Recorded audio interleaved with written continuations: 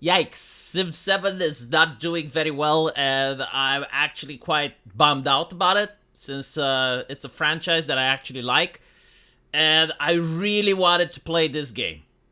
But unfortunately, looking at the Steam reviews, yesterday they were mostly negative, today they're mixed. We're going to talk about that in a bit, but unfortunately, I actually foreseen this. Like, I have seen the red flags, and I have issued the warning.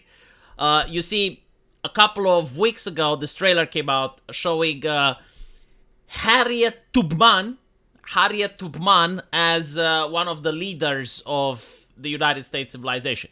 Now, when I saw this, I said, no, I don't think the game is woke because it has Harriet Tubman, but I do view it as extremely social justice adjacent, especially because of the actor that they casted.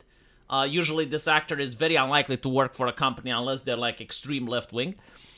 And as such, I'm really concerned about the game. I'm not concerned about the game because of the story or the themes, because like no one plays Civ 7 because of the story. But I am concerned because of the quality. Like when the game launches, there will be a lot of problems. And people don't understand how I'm able to foresee this. Like they generally don't get it. And it's like, look, there's two things that can get the game not to sell. Number one, if the game is woke, like people are genuinely tired and bored of the social justice stories. But that doesn't apply here. What does apply is that woke people, right? Like if the creator themselves are woke, they're incapable of creating games that are stable and don't have bugs. Like imagine this alternative universe where you have a group of vegans, right? And they somehow manage to take over the culture. They're screaming at people that meat is murder. They're passing various forms of legislation that makes meat more expensive and difficult to obtain. And these people are everywhere. They're in entertainment. They're in the music industry. They're in the gaming industry. They're everywhere, right? And so, not only that, you notice that these individuals, they're not really passionate about creating entertainment. Like, they don't really care about making good video games. What they care the most is ideological conformity, is that everyone who works at the studio has to be a vegan as well. And so they would rather hire a mediocre developer that happens to be vegan than to hire like a very skilled developer that's not vegan or heaven forbid is anti-vegan. And so like if you know that these people work in a studio, then the quality is going to be significantly affected. Like for instance, if you see in a video game like Civilization that they added Hitler as one of the representative of the German civilization, and the moment Hitler starts talking about, he starts explaining how he doesn't like to eat meat and how he passed the first animal protection legislation in the world, then the people that play the game's like, hold on a little bit. Did they add Hitler because he is a very influential person that helped shape Germany's future?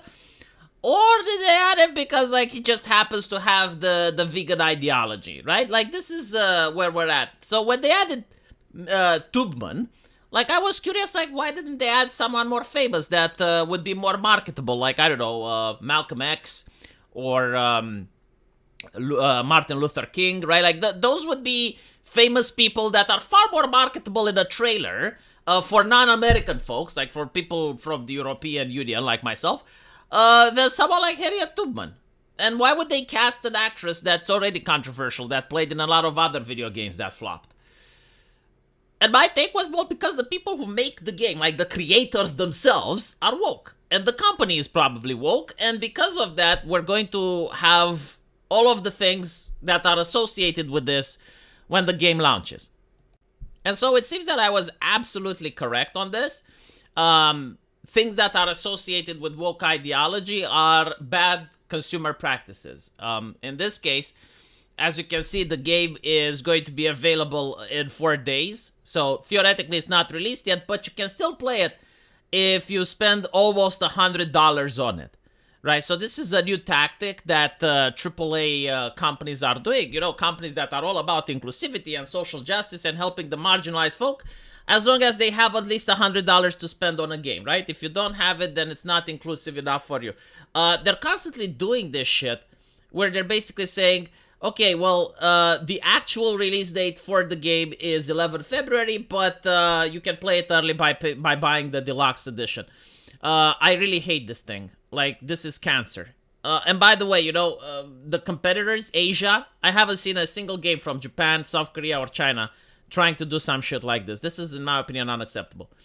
But anyway, it does go to show that it will filter most of the people, and the ones that play the game are the hardcore fans. Like, who else would spend either 100 euros or 130 euros on a video game unless they're a die-hard fan of the series? And when you realize that it's like mostly people that are biased in favor of the company that are leaving mixed reviews, and again, yesterday it was very negative, so like we're talking below the 40%, now it's like 47% line. This shows that the company has messed something up. Now, as I mentioned before, like, no one plays Civilization for the story. Like, no one cares, you know, if it's got, like, social justice themes or whatnot. But apparently what people do care is the quality of the game. And everyone is saying that the game is not finished.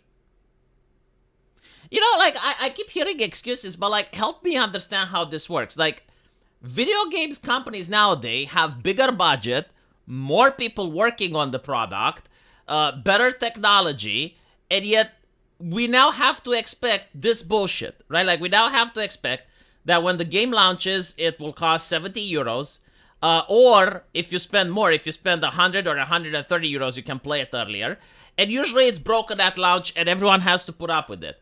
Now, last year, China dominated the gaming industry, right? Like, we had Wukong, we have Path of Exile 2, we got another game, Marvel Heroes on Steam. All of them seem to work fine on launch. None of them pull this shit. And none of them are woke. Like, why is it that people keep having to put up with this nonsense? These are, like, awful business practices. But secondly, apparently the UI seems unfinished and counterintuitive.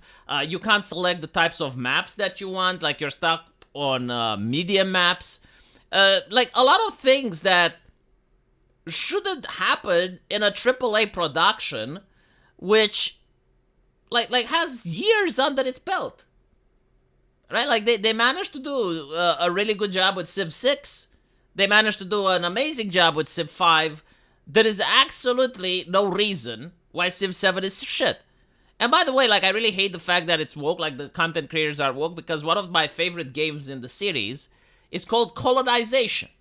And I will never get to play Colonization again. It was so fucking amazing. Like, for those of you who don't know, it was a spin-off based on Civ, where you pick the colonial empire. You could play as the Dutch, the French, the English, and you have to colonize the new world. So you go in there with a settler and a boat, you create your Jamestown, and then you start planting stuff. You start planting corn, you start planting various other things like tobacco, and you have to sell it back to Europe, and you make money, and you bring, you use the money to buy, like, new colonists, new materials, new building equipment, and you ship them back to the new world.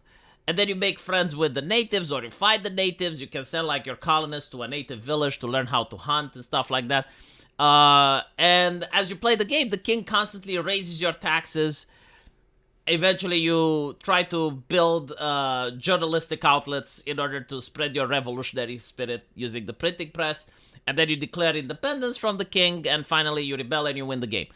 They will never make that today. Like, the woke people just do not want to make such a game because, oh, it glorifies colonization.